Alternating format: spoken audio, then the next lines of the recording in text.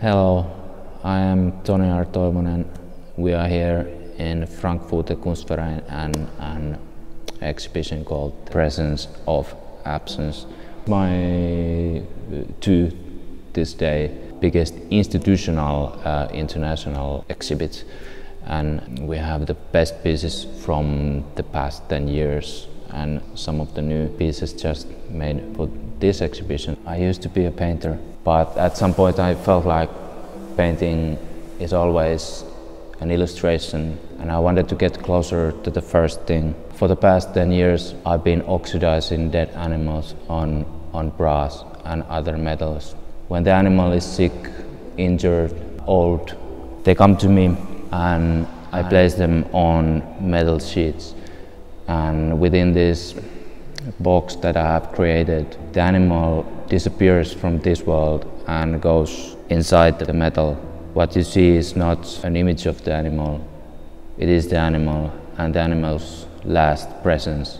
There is nothing added, it's the animal's own energy, the salt, the fat, the blood, and with time it will change the metal and stretch the idea of presence. For me it's important, like they are looking at the true presence of that animal and the last traces. And for example, in this piece, the mother and the child both died in childbirth, and the baby horse never got to live in that sense.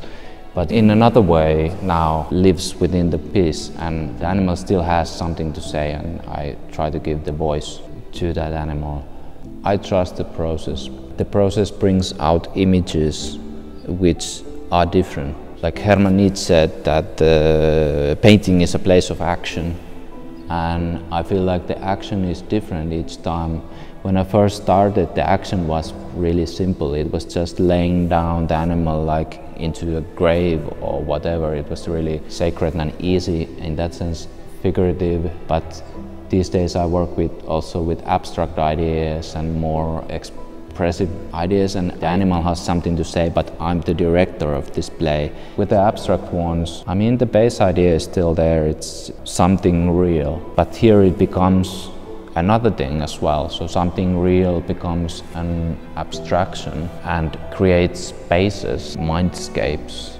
When I was getting away from painting, I already used brass as like a canvas for collage and things like that.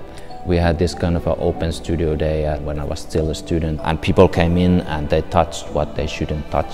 But I immediately saw that their presence goes into the plate and changes the metal, and it's hard to get rid of. And after that I was doing an exhibition called The Presence, where I made works with my live presence, and I slept on brass while I was living in a different place. I was living in the forest with my dog, and my wife was living somewhere else, so I was sleeping all those lonely nights on brass and left my living presence. And after that I started to think about the last presence, and I had the dog. Dog was young, but somehow I saw that there will be an end. These days I see death as kind of a seemingly opposite of life.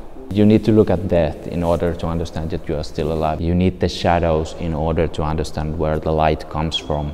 I mean, life and death, there's not so much difference. All that energy has always been and always will be, and it just changes the formats. And I guess I'm trying to stretch that borderline between life and death by giving it more time and more visual appearance. I guess the crime here is that I see beauty in death.